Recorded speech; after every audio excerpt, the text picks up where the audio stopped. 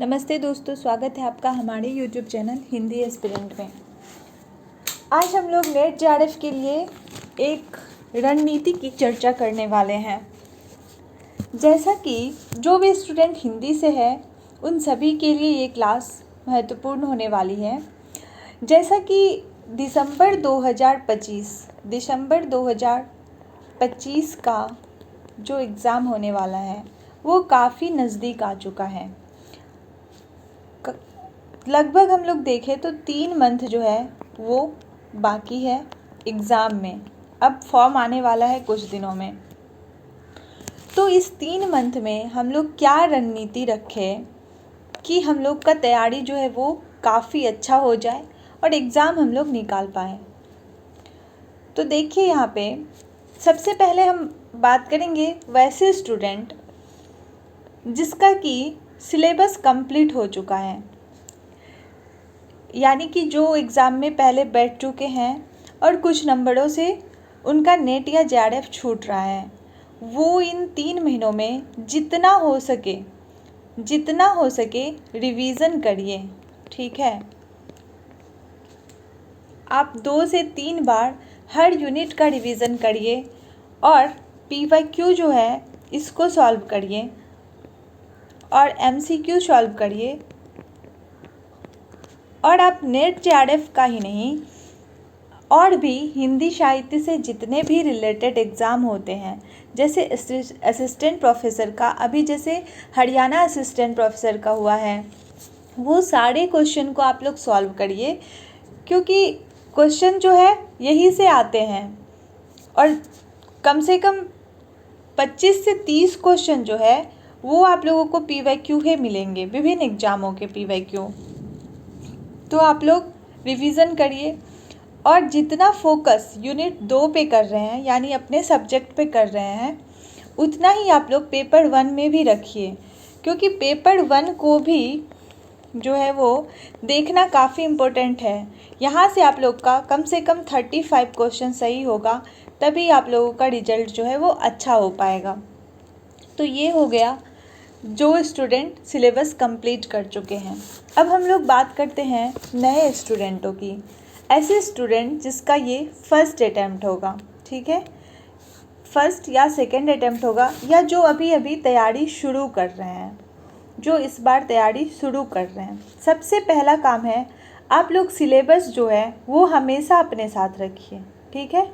Syllabus को हमेशा अपने साथ रखिए और रोज़ सबसे पहले सुबह में जैसे आप लोग पढ़ाई स्टार्ट करते हैं, पहले आप लोग सिलेबस देखिए, उसको एक बार पढ़िए और तब आप लोग अपना स्टडी शुरू करिए, जिससे कि हमें ये पता हो कि सिलेबस में क्या है और क्या पढ़ना है, हम लोग को किस चीज़ पे ज़्यादा फोकस करना है। सिलेबस के साथ साथ आप लोग कम से कम 2-3 साल का पीवाईक्यू जो है उसका यूनिट वाइज पीवाईक्यू लिख के रखिए।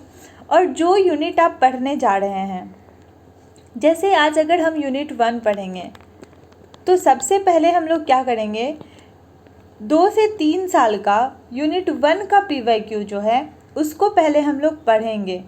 ऐसे आप लोग पढ़ लीजिए, बस उसको रीड कर लीजिए बस।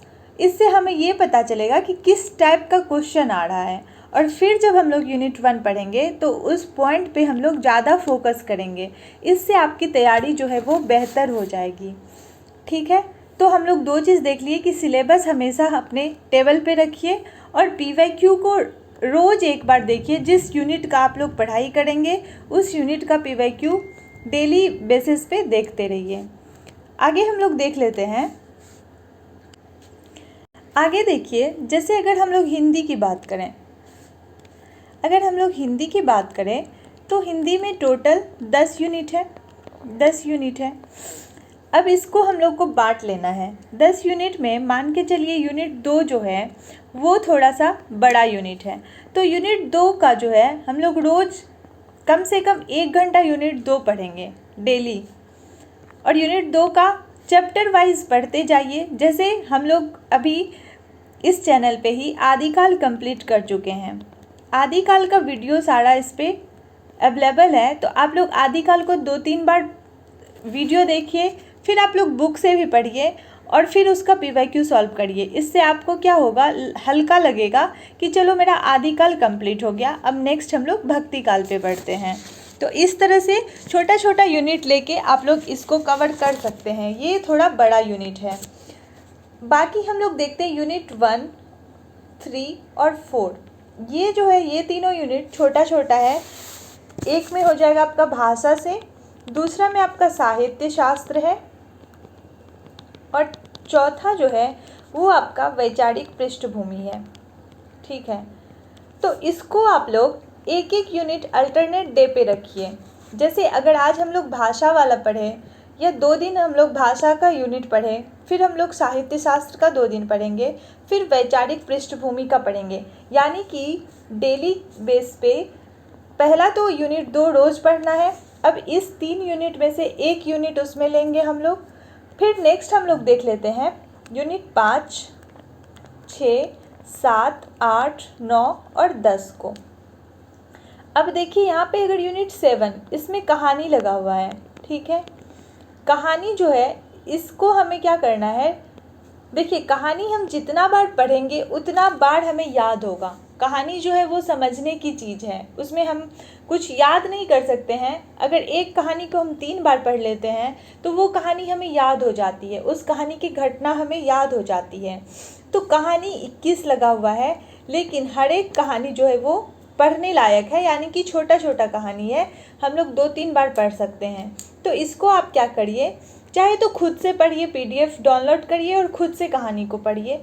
अगर आपके पास टाइम नहीं है तो आपका 21 कहानी जो है वो यूट्यूब पे अवेलेबल है। आपके इस चैनल पे भी 21 कहानियाँ जो है वो पढ़ा दी गई है। आप लोग बस उसको फ़ोन में रिकॉर्डिंग खोलिए और अपना काम करते करते भी डेली एक कहानी को कम से कम उससे सुनिए। सुनने से आप लोगों को समझ आएगा कि कहानी में कौन से पात्र हैं, कहानी में क्या घटनाएं हुई है। तो इससे कहानी जो है ये वाला यूनिट हमारा कंप्लीट हो जाएगा और अच्छे से तैयार हो जाएगा। अगर हम लोग 21 कहानी को आज से भी कोशिश करें कि रोज़ एक कहानी बस हमें सुनना है, तो फिर अभी 3 बार हम लोग कम से कम सुन सकते हैं, और 1 से 2 बार सुनने पे ही जो है याद हो जाता है। उसके बाद फिर हम लोग PYQ देख लेंगे कि किस टाइप का क्वेश्चन आ रहा है। फिर हम लोग कहानी से जो है छोटा छोटा नोट्स बना लेंगे कि कहानी में किन जगहों का जिक्र है, कहानी में जो है पात्र क्या है, और पात्र के किसी किसी में पात्र का उम्र पूछ लिया जाता है, जैसे चंपिया का, बिरजू का, इस तरह से जिसका जिसका दिया गया है सब एक जगह हम लोग नोट्स कर लेंगे। ठीक है, नोट कर लेंगे। अब हम लोग बात करते हैं कविता की। कविता वाला यूनिट जो है, देखिए कविता वाला यूनिट जो है इसमें भी काफ़ी सारी कविताएं जो है वो छोटी छोटी है, लेकिन इसमें 2-4 कविता ऐसे है, जैसे अंधेरे में कविता है, या आपका राम का शक्ति पूजा है, ये सारे कविता थोड़ा बड़ा है।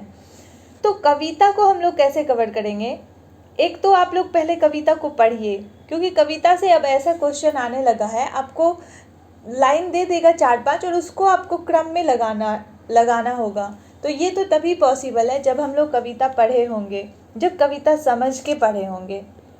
समझ के पढ़िए तो फिर आप लोग उसको क्रम में लगा पाइएगा।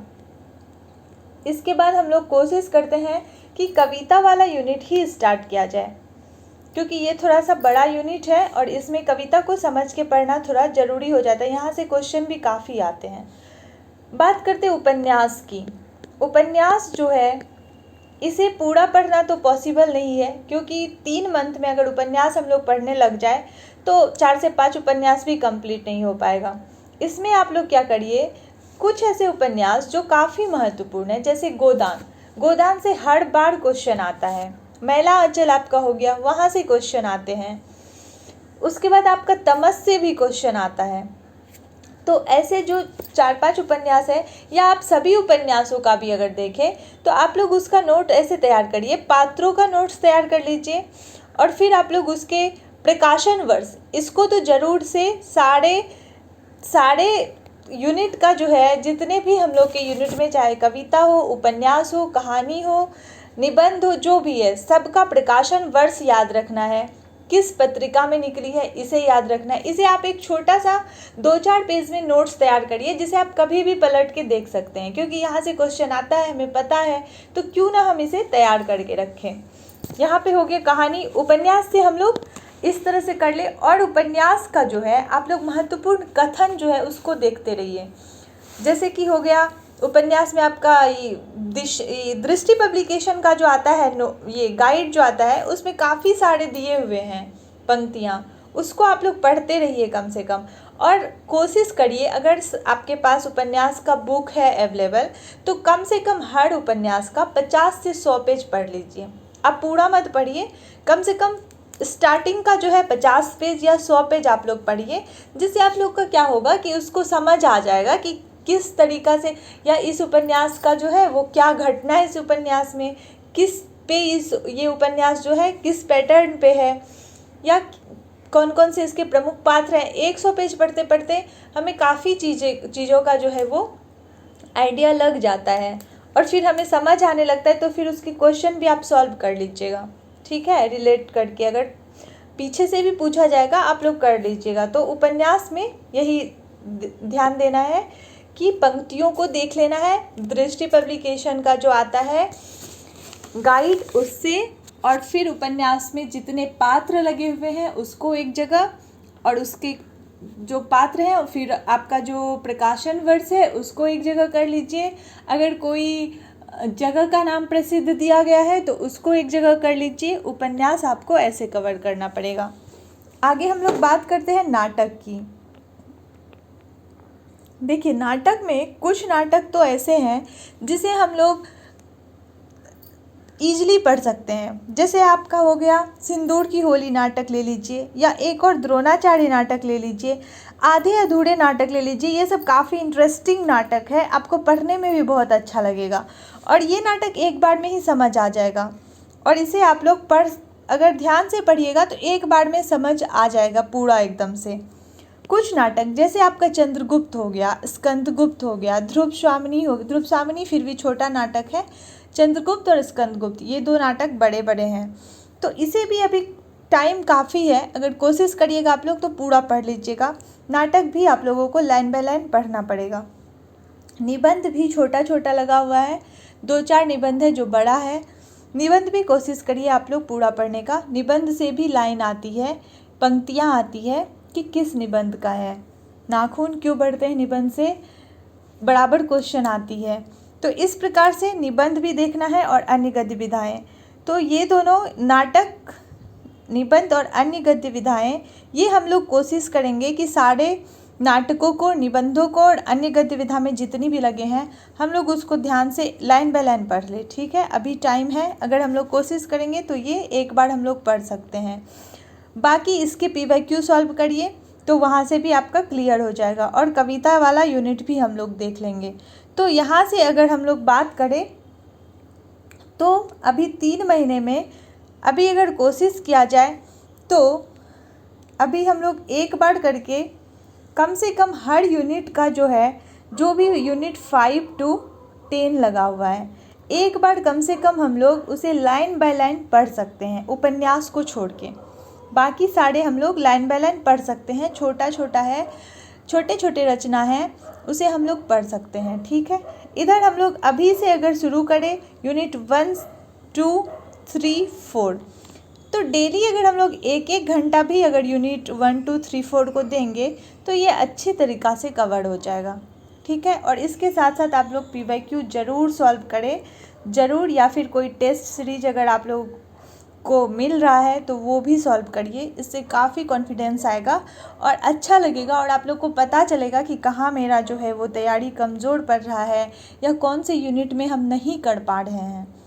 तो PYQ सॉल्व करना बहुत ज़रूरी है, ठीक है। तो आज हम लोग देख लिए कि किस तरीक़ा से रणनीति बना के, और सिलेबस और PYQ ये हमेशा टेबल पे होना चाहिए।